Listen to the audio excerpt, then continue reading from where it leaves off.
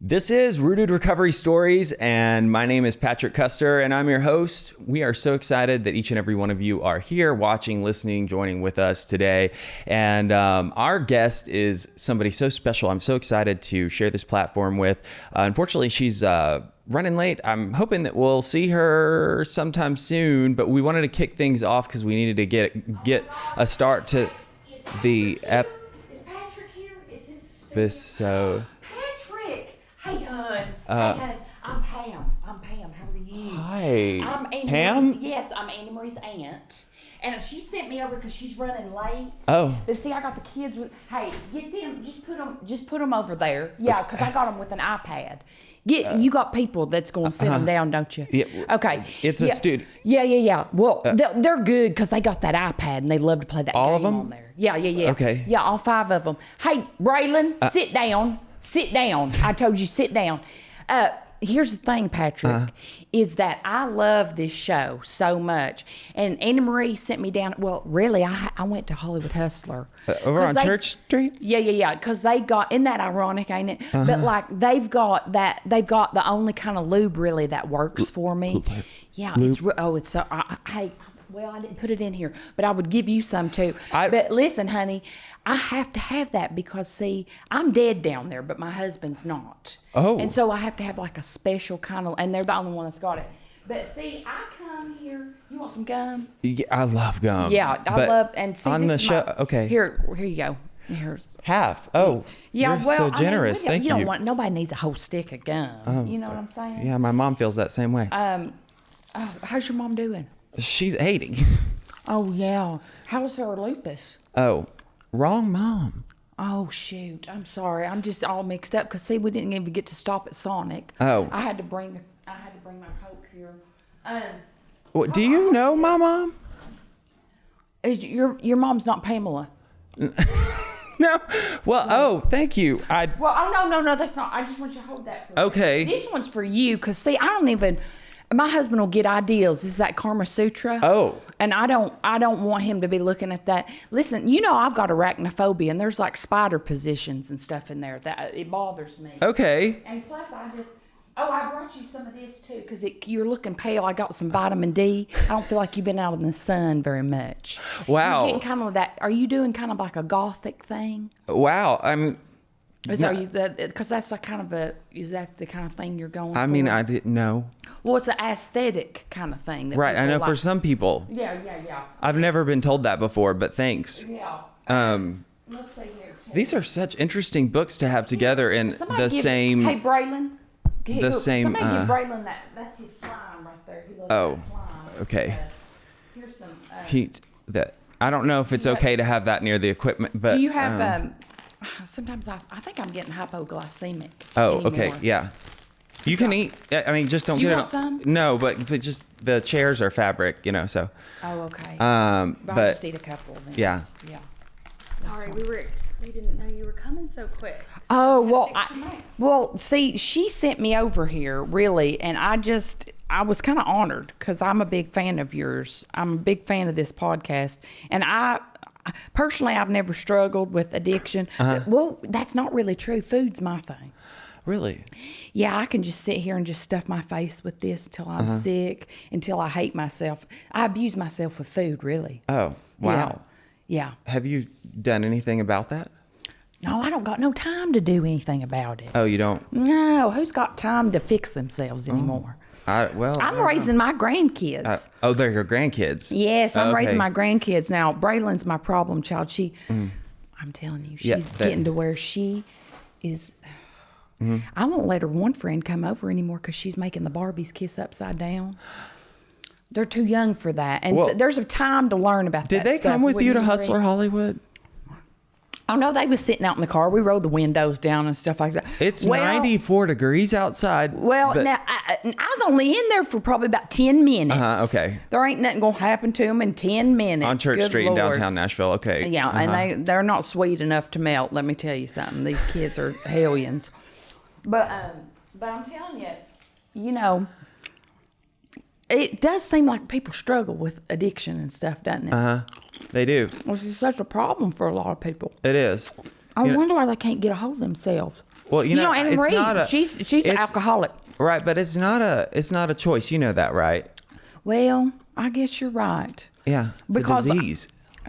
That's a disease. Yeah, a lot of people don't believe that, but Well, it's true. alcoholism does seem like the funnest disease you can have, though, doesn't it? I mean, it's fun until it's not fun anymore. Yeah. Let me tell you something on Annie Marie. What are you going to tell? I had to pick her up one Tell me time. something about her. Yeah. Well, I don't know if she'd tell this on herself. Uh-huh. But there's this one time where I had to pick her up. She was in the driveway, another woman's driveway, didn't even know who she was, over there in East Nashville, blasting Amy Grant's El Shaddai, praising God, but she had Long John Silver's crunchies all over her. I'm not kidding you. I picked her up, and the woman called me because she said, call my Aunt Pam. And apparently she had lied to the woman and said that her dad had died that day. Now, isn't that terrible? That's plumb demonic. And her dad hadn't died. No, her dad was just fine. Oh. But see, I was the closest one, so I went and picked her up. And she probably But knew she was you praising weren't the gonna- Lord. One time, I think, this one's hilarious. She showed a cop her W-2. For what reason? Well, license and registration showed her W-2. Pulled it out. I got pulled over the other day and gave the cop my health insurance card. Oh my God. But were you sober? You're sober. What I am talking sober. about? I've been Yeah. sober, which makes it that much worse. Yes, it does. You're just a mess, I swear. Hi, Pot. This is Kettle. Hot pot is the kettle. Hi, Pot. This is Kettle. Oh, you're making a joke. Well, that was funny, honey. Thank you. What else do you have to tell me about Andi that you don't think she's going to tell us? Well, I want to know. I want to know she does. all She of it. tells too much stuff. Is I think her problem. Really? She kind of embarrasses me. She gets on there and she's got a filthy mouth. I don't know if you've ever heard her. Well, yeah, a few But it's times, just this, FDFFF this. Those of us in recovery, I mean, it's like once our life's saved, it's, Yeah, you can Yeah. only you can save the soul, but not the mouth. Oh yeah. Well, yeah, that's true. well, here's the thing: is if it's working for you, I'm going to support you. Well, thank you, And I hope that you're, I don't understand it. I don't understand it, but I support you. Well, hopefully you keep watching or listening to our episodes. I will. And we'll do more to help, spreading stories that educate and, share hope and solution that help you and other people understand more about mental health and addiction and, what really lies underneath and what can help people get better. And Yeah. I mean, if, we've had, I don't know, like 113 episodes, but That's a lot. yeah, I don't know. I feel like That's the craziest thing somebody's ever done. you could have learned a lot by now if you had like watched them all. But whatever, it's Well, I put it on when I go into Marshall's. I've got my ear pods, and I put it in, and I listen to a little bit when I'm looking through the shoe section. 'Cause that's kind of my zone out time. It's kind of like my spiritual time. yeah. So that's when I put on that podcast, and I just love to hear some of the crazy shit people's done. Oh, I'll be honest, me too. Yeah, I mean, not the Marshalls thing or whatever, but like, yeah. I'm a hot mess express even sober. So I really like to hear that other people are as well. Yes. So that's when I feel the closest to others. When I Yeah. hear about all the crap that Yeah. makes them human. Yeah, that's true. You make me feel a lot better about myself. Is that true? Is that true? Is that okay for me to say out loud? Well, I don't know. It might be because We you- might want to cut that. Okay. I don't know. No. I feel like it's because you can feel the spirit on me. I feel like maybe you could feel the spirit on me too. I grew up Pentecostal. You did. Yeah. Oh my gosh, what kind of church? You do holiness? Was it Church of God? You speak in tongues. You Shauna McCall a little bit. Yeah, but it was it was one of those non-committal Pentecostals, non-denominational. So it was a little bit of everything. Oh yeah, Yin's got the contemporary. It's a little bit cool, isn't it? Yeah, but the higher the hair, the closer to God. And then I went to college before Belmont at a university that was definitely Church of God. So I got it all. Oh my goodness. Well, see, now you got the calling on your life. Oh, I do. Yeah, you Yeah. really do, and I can tell. I could tell that. See, that's the things I could tell. It was coming through the ear pods. Right. Yes. I feel like you're not from here. You're not from here, are you? Well, no, I'm from East Tennessee, Northwest Knoxville. It's Scott County, Tennessee. I was feeling that East Tennessee spirit coming from you. I mean, in Yeah. addition to You've the been- dialect. But are you hillbilly too? Well, I think that it kind of sounded like I am, but I kind of my mouth gets a little bit like a chameleon when I'm around other people with a strong accent. So, Oh my gosh. yeah, I'm kind of mirroring your. You got spirits come on you, honey? I don't. Well, maybe Has anybody prayed for you about that? plenty. My parents listen when I came out of the closet. Yeah. Yeah. Plato's Closet. I love that place too. There's a good one in Knoxville. Knoxville. Yes. When did they get a Plato's Closet?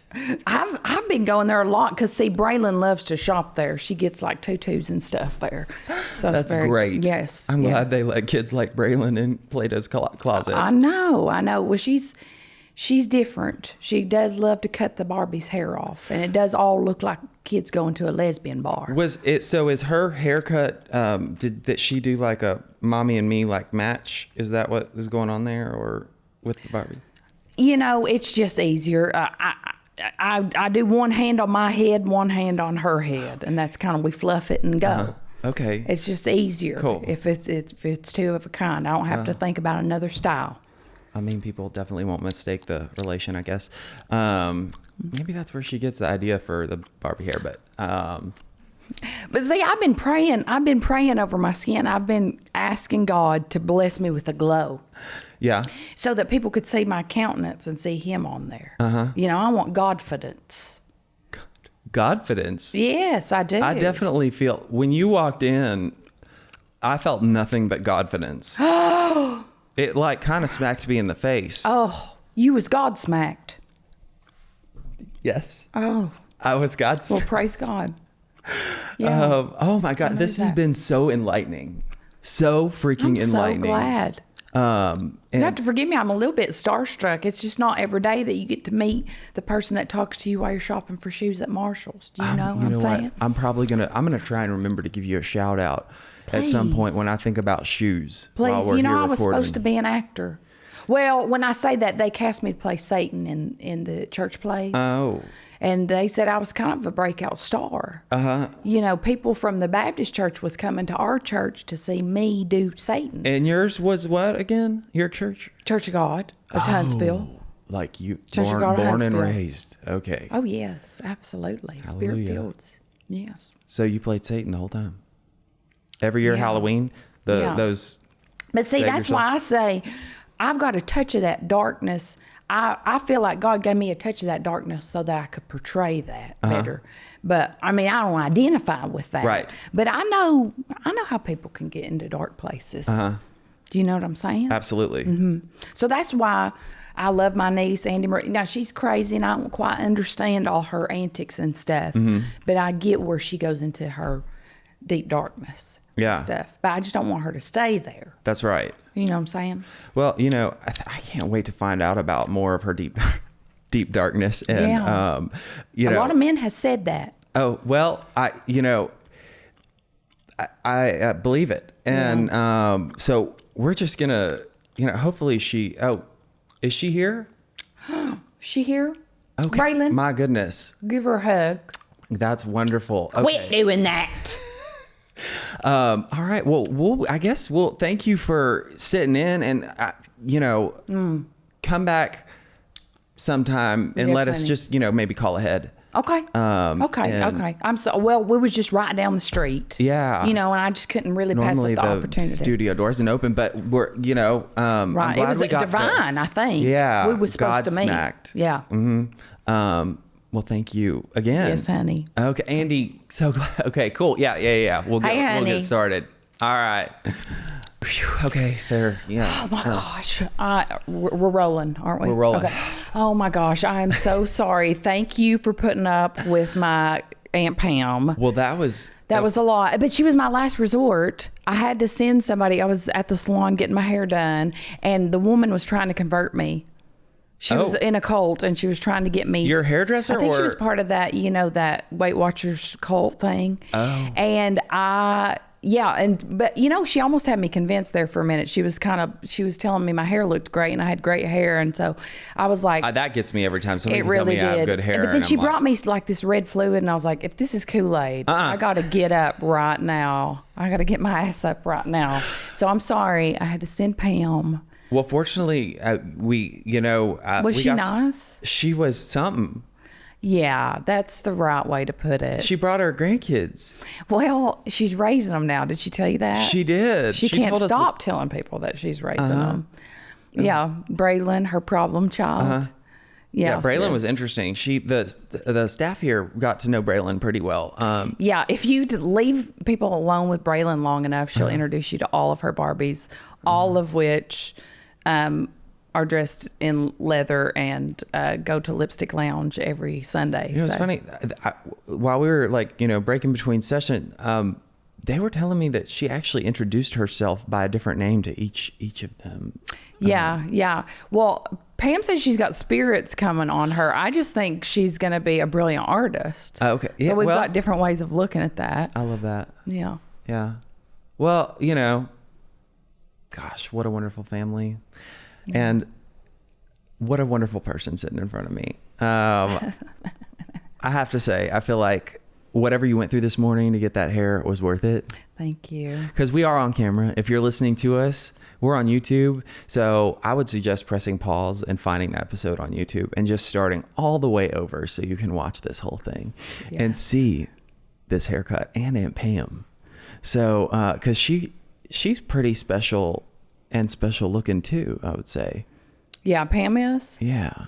Yeah, that hair has been, I just call her the Hillbilly Liza Minnelli. She's pulling the Hillbilly Liza Minnelli. She might win an award at some point. I feel it. She really can. I just want her to come on, Fraulein Sally Bowles. Hello, except for she'd be like, hello, darlings.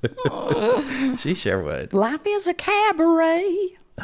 Oh my gosh. Well, you're finally here. I'm so glad you made it. I'm so glad you found us. I'm so glad your hair made it the way it needed to. And this is finally happening. Praise. Only the cult leaders can do something like this. That's right. That's right. Yeah. Yeah. Takes a lot of brainwashing to get your hair washed right.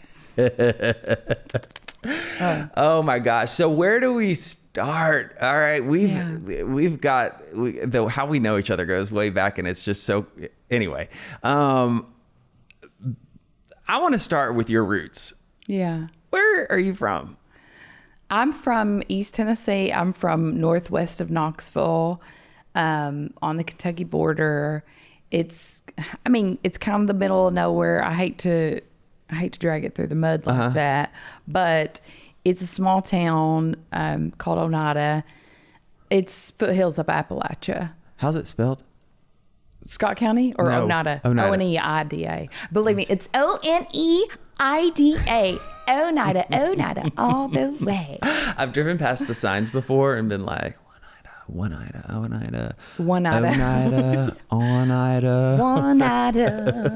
Yeah. Okay, interesting. I just realized also Aunt Pam did mention your full name earlier, but I think we're gonna have to put subtitles with a lot of what she said. Fair. Our lovely guest here today, welcome Andi Marie Tillman.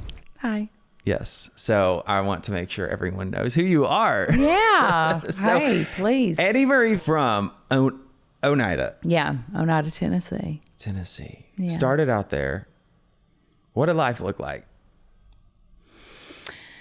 I was a weird kid. No. Yeah. Absolutely. I felt kind of like the black sheep, but as we were discussing a long time ago, that if you're an addict, you have a way of adopting kind of a victimhood, or adopting kind of a narrative where you're the underdog in a situation. I do feel like I had a different experience, like a layered kind of experience. Yeah. I very much was a Christian.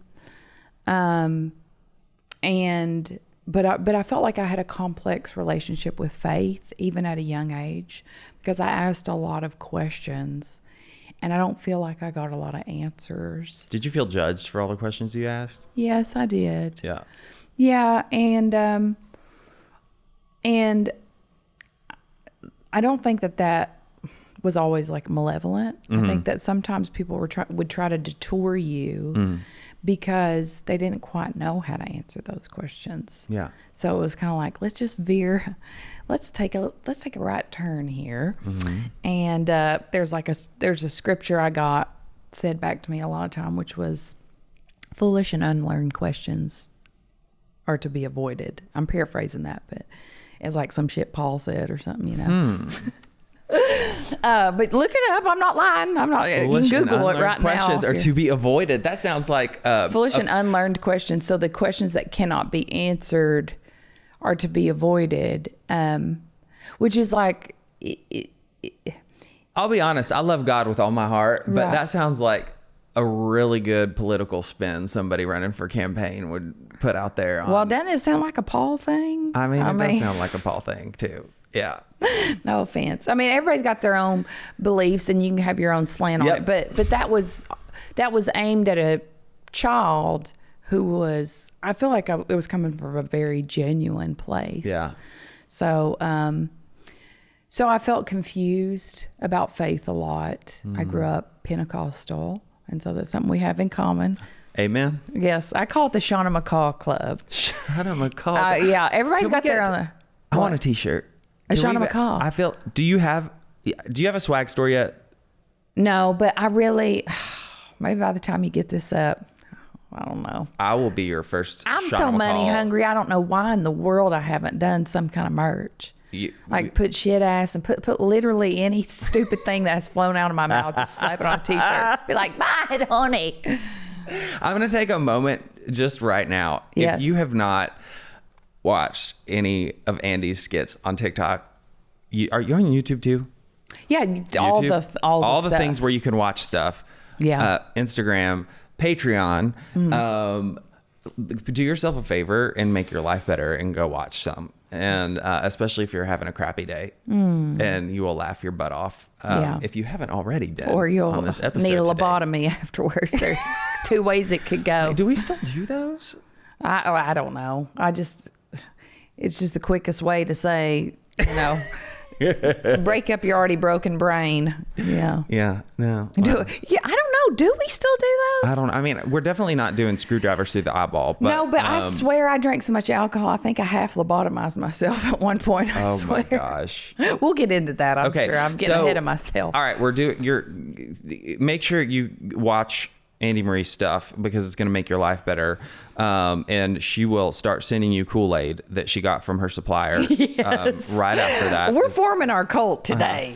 And then also, as soon as the merch shop is set up, I want a Shauna McCall Club shirt, coffee mug, and visor if, gotta keep the sun Here's out of my what face. I want is I want to get a translator because you're supposed to have a translator when you speak in tongues present, depending on what sect of This is Pentecostals true. you are.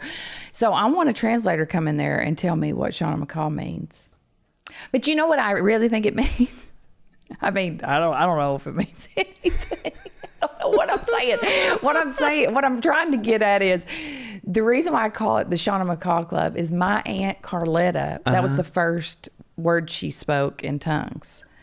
Every time she would break And out. apparently her 10-year-old kid or 8-year-old kid at the time translated it for her. Because she was in the back seat and she said, "Shake my body." And so she said that's what it means. Shake my body. Whoa. So wouldn't it be cool if we had like a disco? A Shauna McCall disco. Yes, and it was Shauna McCall, parentheses, shake my body. And it's like a disco, like Elton John kind of, I don't know, something. But he's wearing a cross and stuff. So coming this fall to a venue near you is going to be one heck of an evening. Yeah. The Shauna McCall Club disco Yes. with merch. We'll tour with this. It needs to have I don't know glitter why and I adopted rhinestones. you into this, but you're coming with me. I volunteered. Yeah. Yeah, I'm so excited to be in the fold, literally drink Yeah. the Kool-Aid. So, All right, growing up Pentecostal, East Tennessee, lots of questions. I can totally identify with all that. So what were your goals and aspirations? I knew from the time I was 6 years old that I wanted to be an actor. Yeah. Yes. Why? I saw My Fair Lady was being played over and over on, it wouldn't have been American movie classics, but Turner Classic. They were doing like a marathon where they just kept running My Fair Lady. And I absolutely fell in love. I was entranced by her. And I learned all the music, all the words. Like I just hyper fixated on that. I asked my mom, or I said, I want to do that. And she said, well, you'll have to be an actor if you want to do something like that. And I transcribed like all the words. I wrote them down on a notebook. So I just rewind the tape. Oh, you were watching over yes. and over. And like I would perform for my parents' friend group. I don't know if you've seen My Fair Lady, but there's the horse race, the Ascot horse race. And there's a curse word in it. So my dad forgot about that when he asked me to do it in front of their Sunday school class, because he would ask different pockets of friends. And so I'd be like, come on, Dover. Come on, Dover. Move your blooming ass. And instead of the laugh that I usually got, I got a mouth agape kind of stare. But, you know, what are you going to do when you're just that fabulous? Yes. Yeah. So I really, really... Was that the first time you experienced shame? Oh, no, honey, that was way earlier. That happened way earlier. Yeah, I knew from a very young age what I wanted to do. And really life since then has been a process of rediscovering that, because it's just losing faith in yourself so many times and being like, I'm high on a mountain, I got this new role, and then, oh, I'll never work again. I'm nothing. I'm so, just kind of getting in the narcissistic trap. Right. Because I mean, when you get fed from, it's how can you not get fed from, especially when you're funny, which you're funny. And, and whether you're doing something that is just giving you applause because you performed well, or you did something that got a really good laugh. I mean, I'm not even funny or a comedian, but when somebody laughs at me, it's like a shot in the arm. Oh, it's so addictive. Yeah. That's the thing, is like, it feels that hole that I've got, that gaping hole. I feel like Aunt Pam was telling us about this dark void that you cannot. You were popular. I don't know. I love a good euphemism. So moving through your. I like that little rasp you got right there. I don't know. It was the spirit, I guess. Yeah, it really was. Our vocal fry. Moving through your teen years and doing more acting, you got involved. I guess I want to chronologically go, right? Like, so you get involved in school, you're doing more parts. As you navigate through that, you get social feedback that you're good and good enough to continue pursuing it, right? Yeah. Even though there's failures or there's this, you may not get a part. Like, something in you had to have been tenacious enough to continue grabbing hold of the next opportunity and saying, this is who I want to continue being and I want to continue pursuing. Yeah. I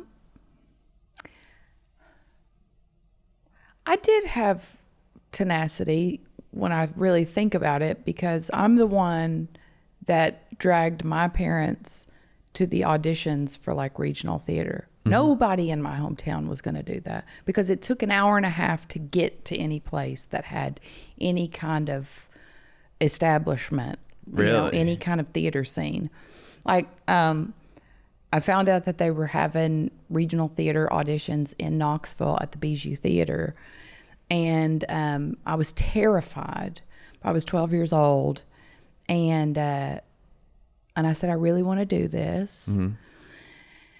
But I tell you what, when I went and I was on the Bijou Theater stage, like everyone was going around, because they have a different way of auditioning kids because it's scary for them, you know. Sure. So they have to kind of bring them into the circle. And I was standing up there and nobody had called my name yet, and I was getting to be the last one. And I was sitting there in the corner shaking, and my dad's the one that had brought me, and I'm feeling emotional about this, but I came to the end of the stage and I looked at my dad and I go, Dad, I want to go home. And he said, I'll take you home if you really want to. He said, but I think if you stay, you'll be happier, you know? Yeah. And I mean, I'm sobbing at that point, and I go back to my little corner, and then the director comes up and he said, and you haven't gone yet. But I went up there and I said, my name is Andi Marie Tillman. I'm from Scott County, Tennessee, and today I'm singing Somewhere Over the Rainbow. And so I got up and I belted it out, and like I got a raucous applause in my mind. Yeah. I just remember it as a positive response. And that's really kind of like a good summation of how a foreshadowing of kind of how my journey's always been. Like every new step, there's always been trepidation and fear for me. Like I'm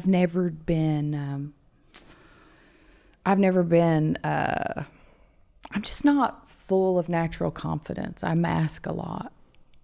That's so unlike a comedian.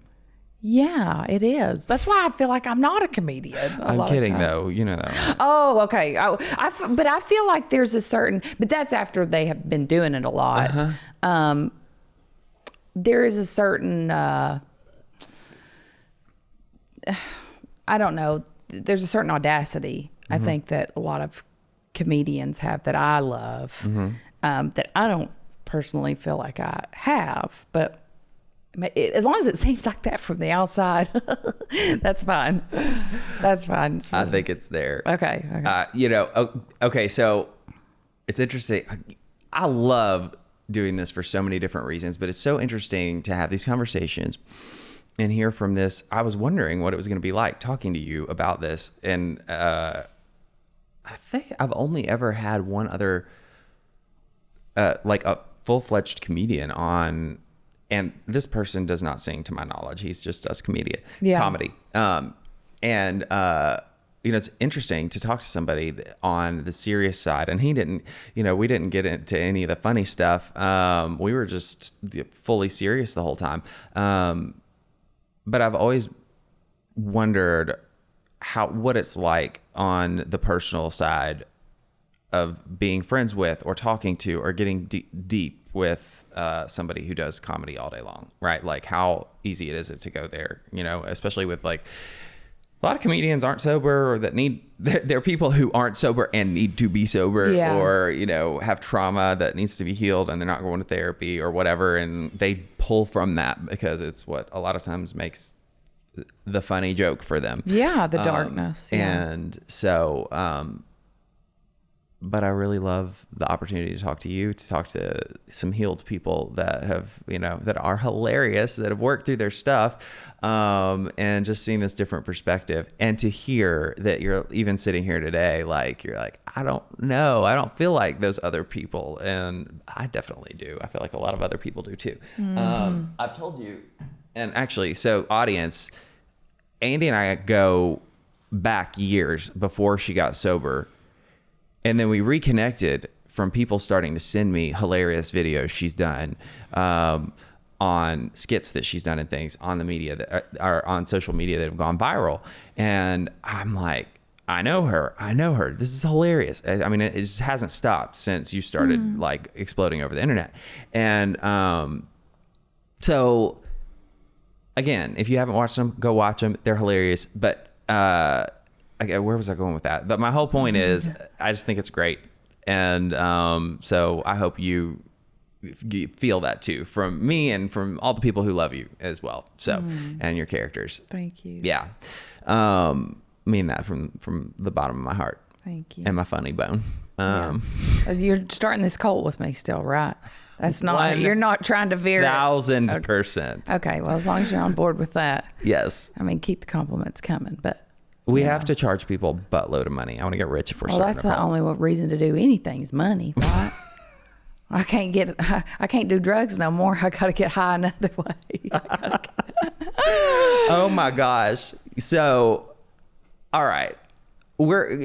So at what point did you go to, like, where did you go from high school? After high school, did you go to college? I went to school. I wanted to be really British right then, but I went to university. We could do, if you want to do British for like 15 minutes, just stay in character the whole time. That's fine. Yeah, we really could do that. I mean, you could, I couldn't. But. And I don't pin them down. I kind of jump around and stuff. But anyway, okay, going back. Okay, I'll get that spirit out of me, rebuke you, and get it off. What did I do? I went against my better judgment. It's all a part of my story now. We've talked about this. But I did what intuitively I didn't want to do. Is I went to college. Like I was acting professionally in high school. It was theater. But it was like I was a professional paid actor in high school. Already in high school. Yeah, so I would go from high school and drive an hour and a half to where I had to go to be in a play that night and drive back. And a lot of times, like, my mom was with me, so like that's a whole nother story of wonderful intimacy, but also codependence. So anyway, she's like in her own way a stage mom, but we're not going to go there. Point being, I was already doing that. And it would have been a perfect moment for me to go to New York like I wanted to. But there was a part of me that knew that my family would be afraid and maybe even disappointed, and I couldn't bear that. So I thought, well, I'll figure it out if I go to college, because I'm still young. At the time I was 18, I was like, I'll go and I'll figure it out at college. And one of many breakdowns I had a full breakdown when I went to college. And now I realize why that was. At the time I was like, I don't know why this is happening, and maybe God's punishing me and blah, blah, blah. Of course. And it was like one of those things where, nobody tells you to get really like real mental health or help. I really needed to see a medical professional at the time because I wasn't sleeping. And, I just kept thinking, if I just pray hard enough, right. And then at one point though, when my dad, he was driving me to school. I lived on campus, but for safety reasons, they wanted me to go home. And he was driving me to Knoxville. And, I said, I don't want to be alive anymore. And he, I don't know if that needs to be a trigger warning. I guess you'll take care of all that stuff. But he... we do a trigger warning before every episode. Okay, thank you. He pulled over on the side of the road and was sobbing. And he said, if you don't want to be alive anymore, I don't either. Now, I realize how codependent that is, but it's also a thing that maybe a dad would think. Right. And I was not well. And finally, they got me some help after that to see a doctor. And I got some sleep and recovered. But, throughout college, I did things like was in a cover band. I kind of nourished the artistic side of myself. Right. Because I thought that was my chance to do that, even though I didn't go on and do theater. I kept putting it off and being like, I can always go back to that. But then I kind of, I don't know, I was a 20-something-year-old, you're in college, you're 18, 19, 20, you're very young. And I thought, I need to be exploring different stuff. And also, I was shoved up my boyfriend's ass. I really was. I mean, I've always been that kind of codependent kid. Yeah. I had a boyfriend all through high school. And so when he would come in, he was in the military, so when he'd come into town, I'd be shoved up his ass the whole time. Then he'd go away. Then I'd do I'd sing a little bit here in this bar and there. And really, I guess this is where we can get into like addiction the stuff. nitty gritty. Yes, where we really need to go. I know. I'm sorry for taking so much time, but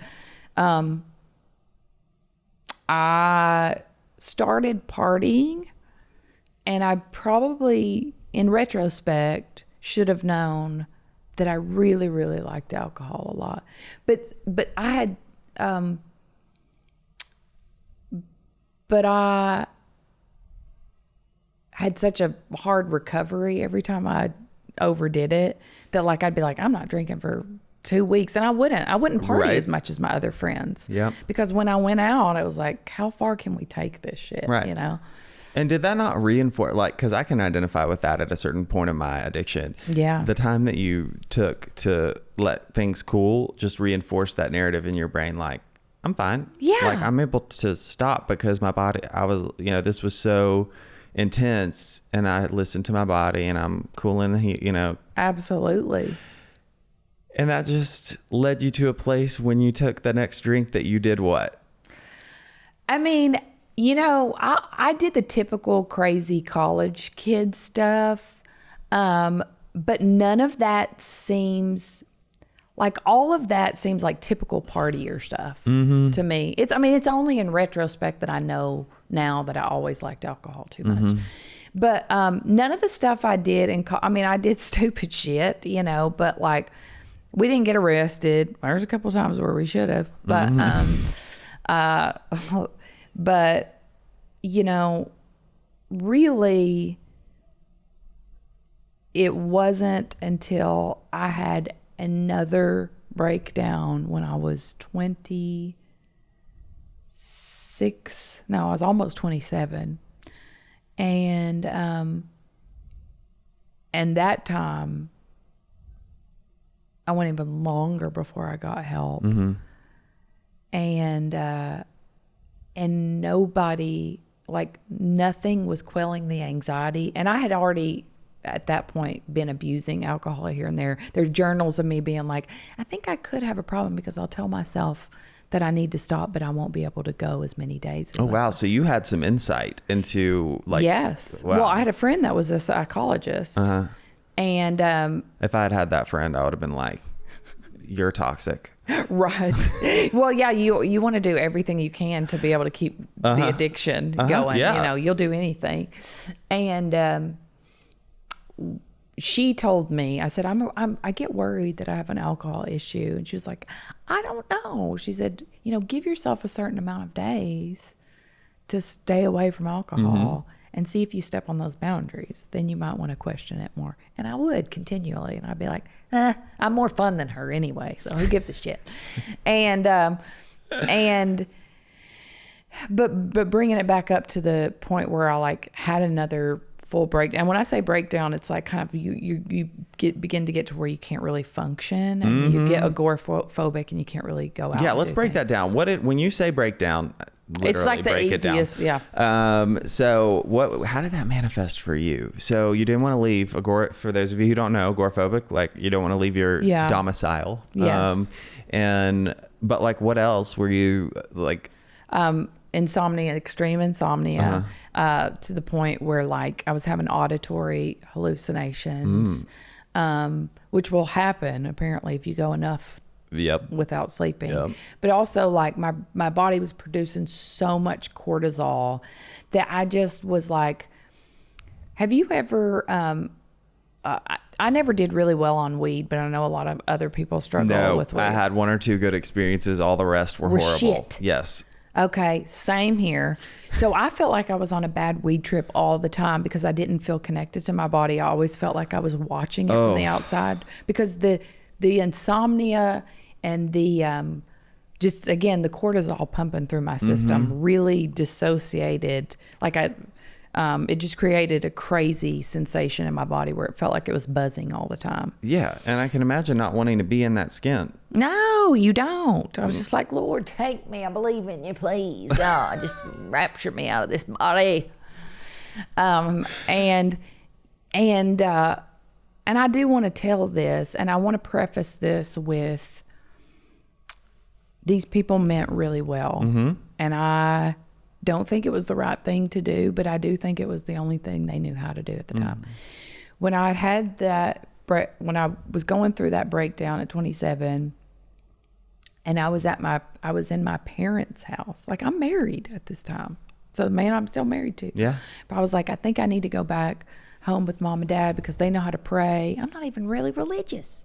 But I'm like, I got to have something. Maybe this is Satan or something. I don't know. Yeah.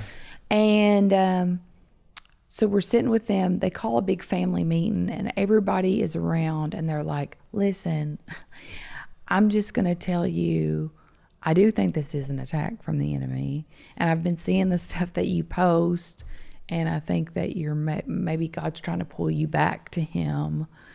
And we need to like pray over you, which I appreciate prayer.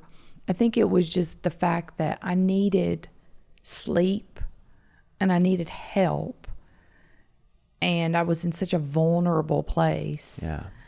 And these people were telling me that I brought this on myself and it was something that I had done.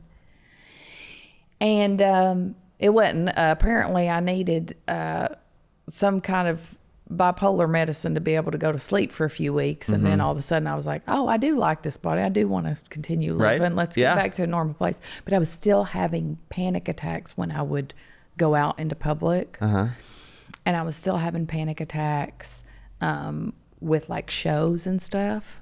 Oh. And so my drinking picked up exponentially after I had that breakdown because I didn't have any kind of, beta blockers or anything. I didn't have anything to help with the anxiety attacks. They treated you with medication that helped you get out of that slump, but where you weren't putting on any long-term no psych SSRIs or anything like that. Now, some of that's my own problem because being inconsistent with going to the doctor like you're supposed to, not keeping up with your appointments. I'm sure me nor anyone else listening / watching can relate to that. Right. I figure y'all know what it's like to break some commitments and disappoint people, including yourself. Yes. But so I was treating myself with alcohol, and not realizing that every day that I drank as much as I did was just throwing oil onto a fire. I mean, it was making everything so much worse, and I did not realize it. I thought, well, I'm never going to get out of this anxiety loop, apparently.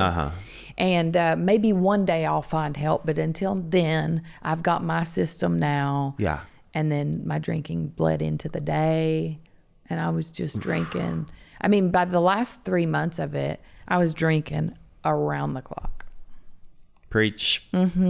Around the clock. Did you get to the point where you'd wake up because you couldn't sleep anymore because you were withdrawing? Yes. And then I got to the point where it was like shakes. Yeah. Everything, honey. Yeah. Talk about not wanting to be in your skin at that point. Absolutely. But see, I didn't know what extreme alcohol withdrawal, because you'll be in such a state of denial. You'll be physically dependent on alcohol and still be like, I'm not that bad of an addict, am I? Oh, listen. I was having neuropathy in my fingers and my toes. Went to good old Dr. Google to try and figure out what was wrong with me and was convinced I had cancer. Yes. Even though I was drinking a handle of whiskey a day. Yes. And knew that it was problematic. Right. Knew it's a problem, but... Yes, I was convinced that because the symptoms I was entering in WebMD were not also drinking a handle of whiskey a day and not sleeping. I only entered the numbness in hands. It's been lasting this long. Shakes, like all my neuropathy and I'm having memory issues. Yes, I know.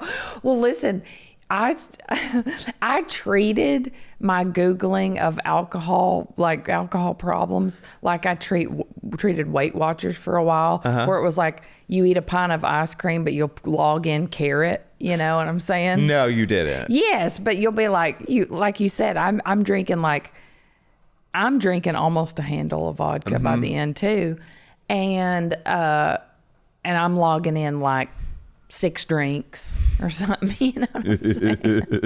I'm like, oh, that's bad, isn't it? That I'm drinking a 6-pack. Like, try 3 times. Oh, I was definitely lying like that to everybody in my life, including the treatment center. When I first went into treatment, they ask you how many you're drinking every day. And I was like, 4 to 6 drinks, you know. Why did we lie when we I get believed to that point? it too, Andy. Yeah. I believed it.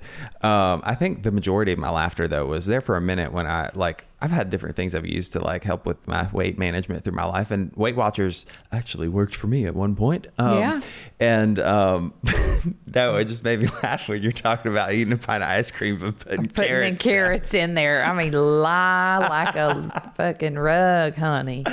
Oh my gosh! What's the point in putting it in at all if you're gonna? I don't know. It just feels good. You do the ritual, and you're like, I'm halfway there. I tell you what, the insanity manifests in so many different ways, does it not? Oh my God. I mean, let me tell you something. My withdrawals were I should have been seen by a medical professional. That's part of the story too. I did not go to a recovery Did you cold turkey? Center. Yes, but I almost could have probably had a stroke at one point. I was going through such bad withdrawals that I got to where my mouth was chattering and I couldn't form words. Oh, Andy. Yeah. So I, again, had not slept. I hadn't slept. I had not slept for 6 days. And like I was at the end of it all, I was like convulsing. My blood pressure, I don't know how high it was, but I mean, it was insane. It was stroke levels. Wow. And then, so I called the psychiatrist that I'd seen before then, because she had like an emergency line for people. I called her and I was like, is this maybe a reaction that I'm having with my drug that I used to go to sleep? She said, no, that's severe alcohol withdrawal, and I would advise you to go to the ER immediately. And I was like, holy shit, I am such an alcoholic. So you admitted to her that you had stopped drinking and how much you were drinking at that point. Yes. See, I couldn't have even done that. Even 6 days in, I would have been lying still. Well, why'd you go to a recovery center though? Because my family had one of those little get-togethers, and they said interventions. Yeah, and I didn't have anything to my name. Yeah. And so I was living at my parents' house going to college. Well, going to college. That's a whole other story, and this isn't about me. But but please. But yeah, I was voluntold to go to treatment, or they would be kind enough to take me to wherever I was going to be staying that wasn't my parents' home anymore, with not their money that I didn't have, I had no other option really. And I didn't know how to, so I was like, that was my only option. And thank God for me. You really need clarity. I mean, you need a moment of clarity because you get so deep into it. Yeah. I'm like so surprised that some people actually just find their way to AA. I'm like, what the fuck? I know. I mean, I'm grateful that those people were able to, so holistically just navigate. I know, it's amazing. I'm like, what fairy dust did you ride in on? Because, I know. They're like, and then that was the day I woke up and I said, I ain't never taking another drink again. Right. I'm like, shit. They had to find me naked on the floor before that. And then they walked in the doors of AA and they just kept going on their own, never had a relapse or anything ever. What in the world? Yeah. God love them. Gosh, we all have a different story. We do. And I think they're all very, I make fun of those old men, but like, I still say that those old men are the people that got me sober. Yes. Besides, and my higher power. Yeah. But they really are kind of like these like unlikely angels for me. After we got through that period of withdrawal, and like they got the benzodiazepines that you have to safely withdraw. Right. I started going to AA in East Tennessee. Like basically my husband was like, do whatever you have to do to get sober. Like I'm here. He was like, if you don't even want to be with me, if I'm your problem, leave my ass. Wow. But don't kill yourself, And that's love right there. It really was. I don't know a lot of spouses that would say that. That takes a selfless act Yeah. to go there. Yeah. But I'm pretty damn cool. I You mean, are. Maybe he really just was like, when am I going to find a slice of ass like that? You know?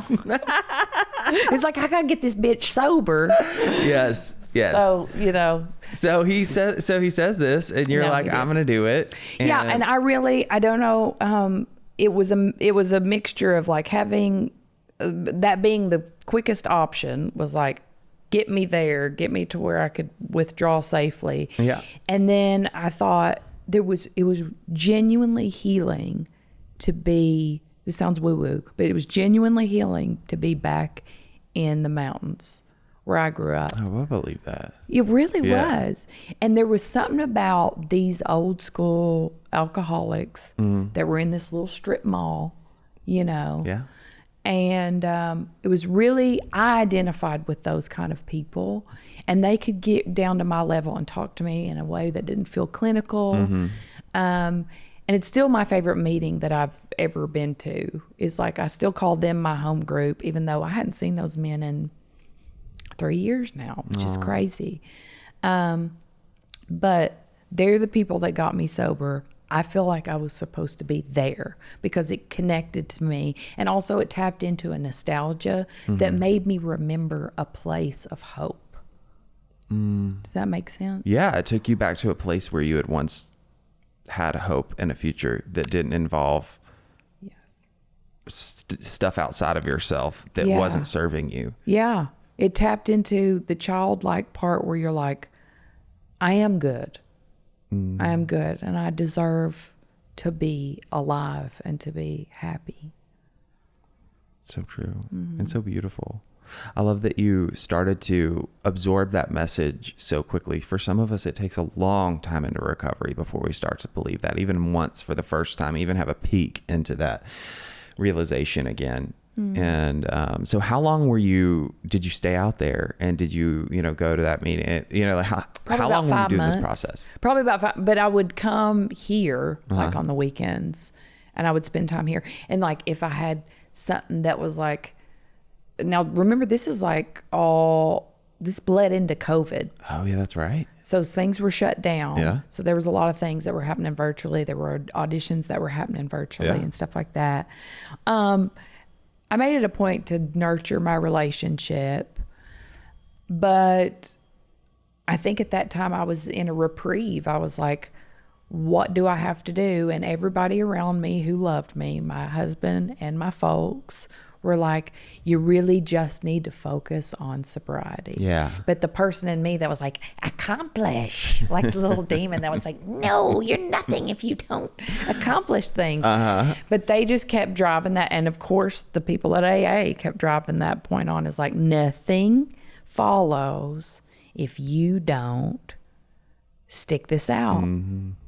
You can kiss everything else goodbye because you're dead. Yep. And then, well, I need to go back with this. After having like 4 months of sobriety, I had like a 2-day relapse. I went on a full bender, and honest to God, that it really did take that for me. Yeah. To go, I'll never stop. And that really was it. That was the message that my brain needed to say, I believe that today, and I'm so thankful that I'll still have dreams of relapse, because it's a fear, and I don't want to get rid of that fear. Yep. Because I'm like, I want to always remember that my brain wants to do it until we're done. Right. Absolutely. Well, there's this thing, we talk about euphoric recall. We remember the fun. It's fun until it's not fun anymore. And it's so easy as a recovering person from addiction for our brains to go to the place of where it was still fun. And that's what we remember. We remember the euphoria, and not the bad times, not the time where it was not fun anymore and it was so dark, and all of those horrible physical symptoms, the lack of our relationships crumbling, all of those things, and the depression that would spiral us into. And I can so relate to that, because for me, relapse wasn't part of my story, But one of the prayers I find myself praying regularly is asking God to help keep because fortunately, before I started even praying this, my brain kind of was set on the path of remembering how bad it was. It was because I work in the industry that I do, and I'm around so many people pre-recovery, mid-recovery, post-recovery, that I've learned and I understand that most people, it's a little abnormal. Most people's psyche is like going back. It's easy like that. You get that post-acute withdrawal syndrome, your lackluster thought of how great it was and everything. That has not been my experience. And I hope it never changes, because when I think about it, I think about how I was drinking, lying to myself about how much I was drinking. The fact I couldn't even remember who the president was because my brain was so pickled at the time. Yes. And so it's so weird, I think, for like normies. I'm doing air quotes for all you audio listeners right now, but for people who don't struggle with addiction, to hear us talk about how exactly what you're saying, wanting to remember how bad it was. Yeah. I don't want to lose it. I don't want to lose that. It's a gift. That gift of desperation is the thing that brought us to a place of acceptance. Yes. A place of willingness. Yes. And for especially you having the insight, like I'm always in awe, like even how you've explained your story. For me, I did not have the insight you did until I was probably weeks, if not over a month. I did like 4 months of some sort of structured treatment programming and like step down levels of care, and I needed some structure. I needed some Kool-Aid drinking and some brainwashing going on for me to get things straight. Totally. And so yeah, that level of insight that you're talking about, being willing to see and like register those thoughts as reality. Like I wasn't there that early. And so it's interesting when I talk to people and I hear people's stories, like where we all like start to discover the reality, like where we land at the scenario of reality is different for all of us. Yes. Yeah. That's why it really is important that we don't generalize if we can avoid it, because it's, and why you and I have talked about before, I'm not a stickler at all with recovery or substances. I don't care what you do. If it's not getting you into trouble, if you're not getting negative consequences or whatever, that's your own personal thing. Yeah. But if you want desperately to not live that way anymore, I don't want to be there for the person that says, I don't want to do this anymore. Yeah. And say, you don't have to. I promise you. If you just keep coming back, I promise one day, we'll be absolutely better. They talk about those promises. They sure do come true. Yeah. We talk to so many different people from so many different walks of life, addiction, suffering on this show. And there are so many parallels to the suffering, like deep down underneath. There's so many parallels to how it manifests. Like it might not be the same symptoms of like physiological symptoms and what have you, but like it manifests in, relational disconnection, not wanting to be in my own skin, not wanting, like whether we're talking about an eating disorder, sex addiction, all the things. I guess what I was wanting to relate to is just the fact that like we've all got these medicators in life, and to some degree, some people use food, some people use sex, some people use the lack of food, the control of food, exercise. And I get this question all the time because we've got a sex addiction program at Promises. But I get the question about that and drugs and alcohol. It's like, well, how do you know what's too much? Like what defines a sex addict? What defines a alcoholic or a drug addict, and how much is too much? And nobody ever loves the answer that I give, because it's just what you just said. It's like the individual has to have a bottom. Yeah. The pain has to hurt so much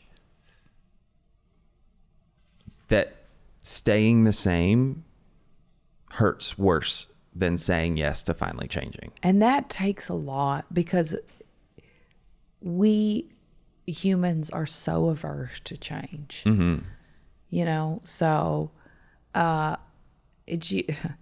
bottom is usually lower than you think it's gonna be. I mean, sometimes people don't have to go. You know, it's great when you don't have to get involved with the law or any of that kind of stuff. Oh, I know those people that, like you said, just walked into an AA meeting because they were like, I'm not making good choices. Yeah, I don't draw that much inspiration from those people. I mean, but happy it's for like them. it's like Patty in the choir. You're like, yeah, Patty, go ahead. Yeah, you got to throw Patty a solo every now and then too, or she'll stop coming. So No, we're not talking about Aunt. Wait. No, Pam's a whole different story, honey. I'm getting Patty and She's Pam got mixed up. She's got one of them voices that's like, I call them the slide singers, where she's like, beautiful lamb. Oh, the good old slide singers. Yeah. There's probably an actual name for that kind of singing. I don't know. I feel like Reba's kind of perfected that one. Well, yeah. Wait, what was it? Does he love you like he loves me? That's pretty good. I thought she was you? here for a second. Yeah. Just gotta do the smirk. You gotta have the old Reba smirk Pretty too. good. You've practiced a few times. A few times, but I gotta perfect it. Yeah. Perfect it. What does healing look like for you today? As we've talked about and we know, you do not get fixed. It's not a catch-all. It's not the switch doesn't get flipped and then you're done. No. So what does healing look like for you today, and waking up and doing the deal? How do you take care of yourself? My thing is, and it's a struggle sometimes, but I'm saying it almost like a faith kind of thing. Yeah. It really is radical acceptance. Yeah. Of myself, of what I've done, of what I've not done. That's a big one for me. It makes me even emotional to think about it. It's like, accept that this is where I am now.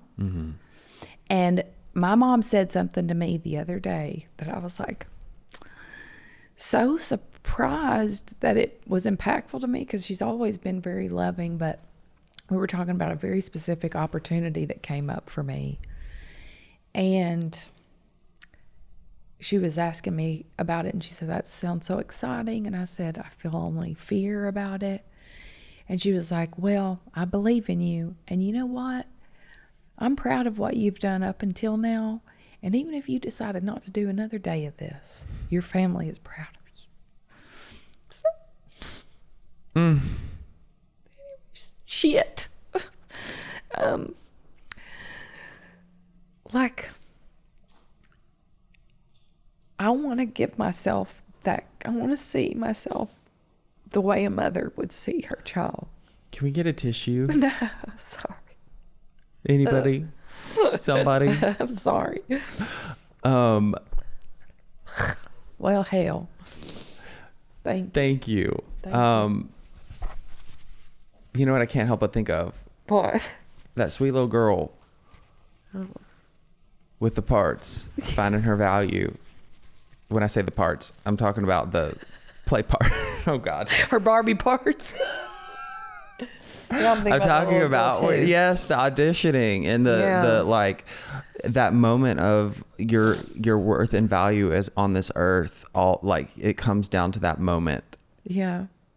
Of teetering on whether or not somebody else says you're worth it or not. Right. And your mama saying those words, I can't help but like, she spoke that straight into the core of that little girl. Right. Yeah. But that's the thing, is that we have to give ourselves that.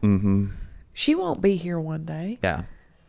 And when worth comes from anything outside of yourself, it's just completely unreliable. So I wish that I could turn the mirror and see myself as a mother, a loving mother sees her child, which is, it really is, no matter what you do, like nothing can pull you away from the love I have for you. And I guess I do feel like that was what my higher power was doing for me. Yeah. You know, when I was pretty ready to throw it all away, whether I knew it or not. Right. I mean, You're slowly doing it. Yeah. Slowly / Killing myself. quick. And Yeah. how you look at it. honey. Yeah, absolutely.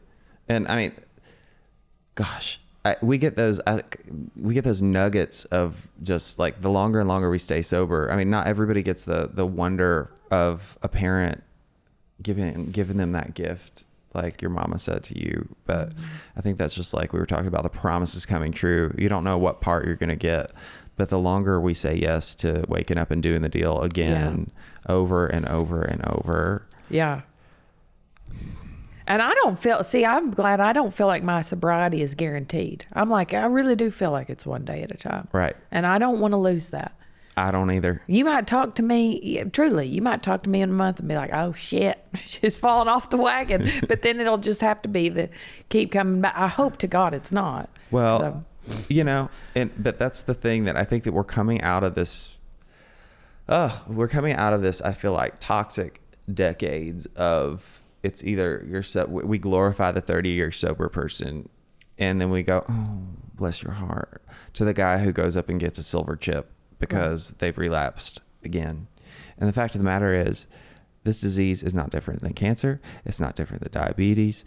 And recidivism, recurrence of symptoms happen. Yeah. And our value and our worth and our belonging on this earth, our belonging in the programs of the support groups, has nothing to do with our ability to what that looks like. Yeah. When relapse becomes part of our story, it's just part of our story.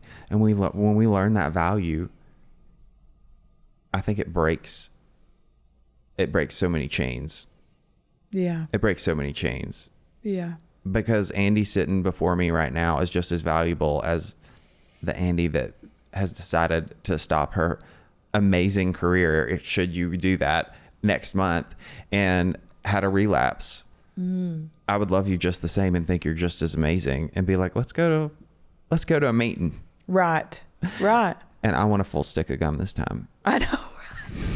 You will get a full stick of gum. You just can't ask Pam because she's stingy with that stuff. Even though she gets it at Costco. She gets it in bulk at Costco. And she still only gives the half piece? Honey, she's saving for the rapture, you know. When you go back and watch this episode, you're going to have to see she took a whole piece for herself and gave me a half. Well, she's like that. What does she do with the other half piece when she puts it back in that purse? She gives the other half to some other poor child. With the purse dirt on it? Yeah. And a little bit of cigarette ash on there. And maybe a little Cheeto dust. I'm glad I didn't get one of those. I got a fresh tear. This podcast is brought to you by Promises Behavioral Health. If you or a loved one are struggling with trauma, addiction, or mental health, we are ready to answer your questions and help you take that next step. Call our admissions center at 888-648-4098 or visit us online at www.promises.com. Our team is ready and waiting to answer the call for help. When you were having that moment of talking to your mom, Yes. is there like a duality of emotions there? Like, what are all the emotions that were going on? Yeah, it is a little bit of a layered cake there. You've tapped into that. It is a sigh of relief to hear that from my mom. There's a sadness in wondering why I had to have her verbalize that, because she has said she loved me a lot through the years. And then there's a sadness that I have never felt like I could say that to myself. You know? You don't ever remember. My affection for myself, I mean, it's a weird duality to even say for myself, whatever, but we all experience that, being aware of that. Imposter syndrome. Yeah. But like, I feel that my affection for myself is so performance-based. And that's weird because I don't feel like I'm that way toward the people I love in my life. When they say, I'm sorry, I do feel like I have that Christian grace that I give them. I'm like, oh, okay. You're sorry and it's okay. Mm-hmm. But I can't say I'm sorry to myself. Bitch, do better. You know, I don't know what that is. I think there's a layer of narcissism in there. I do. I mean, people throw that word around a lot, and I don't mean it clinically necessarily, but there is the belief that you could have done better. Is it not though? Like that's almost to me like putting myself on another level, and that's not very human. I don't know. I think that's just understanding. I think it's extremely human.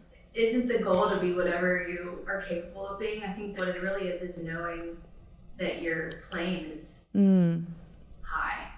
Yeah. I mean, I like your explanation way better. I sure as shit don't want to be a narcissist. So, yeah. I think that addicts have a nice little world that we live in here where we perform fantasies of ourselves there. And so when we don't live up to the fantasies in our head sometimes, you know, then we get all flustered about it. And we're like, how can I beat myself into submission? Well, that's not really how anybody submits. You don't submit to yourself by being unkind to yourself, you know. That's good. That is good right there. You don't submit by being unkind to yourself. And that's the commandment number 1 on our cult, by the way. It is, but you worded it differently. Okay. I like the way you worded it. Okay, so first, before we get to what I want to close with, I just to add to our merch line, we need something about purse dirt. So just be thinking about it. I was thinking that too. We could even sell bags of purse dirt. We could, and hey, it could be like yummy. No, you just listen right here. It could be like crumbled up like Cool Ranch Doritos and stuff. It could almost be like a seasoning that like bread dipping. It's called purse dirt. I love it. I think this is a winner, by the way. It is a winner. If we had a bell, we'd be ringing it right now. Pam's going like this with a half stick of gum, being like. There'd probably be a difference though between your purse dirt back in the day and now. Oh, absolutely. Yeah. What would? You'd have to have an AA purse dirt. Oh my gosh. And another purse dirt. Oh my God. One is for tasting, and the other one is for a neurological experience. Honey, an AA purse. I don't think we could sell the former kind of purse dirt though. No. We've grown. That's old behavior. Yeah. Pulls out 10 brown bags. It's like, oh God. yeah. Oh my goodness. Okay. I honestly wish we could go on for hours. I've had the best time today. I've really enjoyed it. Thank you for having me on here. Absolutely. Thank you for coming, and thank you for sending Aunt Pam. I'm so glad they didn't have to listen and watch me for however long it was till your late ass got here. Well, she only listens to about 10 minutes of anybody talking, and then she goes on to, Wheel of Fortune and stuff like that. That's why, she was talking about addiction being all like, it's a choice and all this stuff. And I thought, she said, like, oh, I've watched all I listen to your episodes when I go shoe shopping and all this. And I said that we've had quite a few and, educated on how it's, a disease and all this stuff. I was like, I'm surprised you still have such a different perspective. But now I get it. If 10 minutes in, 10 minutes we're in. still just doing a little intro. So yeah, that's all she probably listens to. we're going to have to get her to, like, maybe we'll have her pre-save some episodes, just start them for halfway through. Well, then I'm going to have to hear some real Shauna McCon, because she's going to be trying to pray through those little earphones to on the other side. Oh, gosh. I don't blame you. Lord, help him with his cocaine addiction, Lord. I'm going to hear another side. Put it back in. Are them $12.95? I had a coupon for that. Oh, anyway. Lord. Bless Aunt Pam. Yeah, well, thank God for her, and thank God for you. Yeah. Thank God for each and every one of you watching, listening, live, or on replay. What, Andy, do you want to say to the person or people that have tuned in today, that have identified with part of your story or all of your story, or just thought you were funny as hell? Oh, my God. Or you pissed them off? Well, if I pissed you off, why don't you just pray for me? Okay. Okay. First of all, if I piss you off, pray for me. That's my cop out. And then if you've enjoyed it, search Andi Marie Tillman. You can find more. You don't have. It's going to be scroll down. Oh, you go. Just I'm scroll tagging down. all your scroll things. down. Scroll down. And just as a general takeaway, learn to laugh at yourself. Genuinely, laughter saves lives. It'll save your life if you learn to laugh at this. Don't take yourself so seriously. And I'll just leave with keep coming back. Really, keep coming back. Absolutely. Thank you so much. Thank you. I'll close out with how I always do and remind all of you that it is never too late to start loving yourself, and you're only ever one decision away from a completely different life.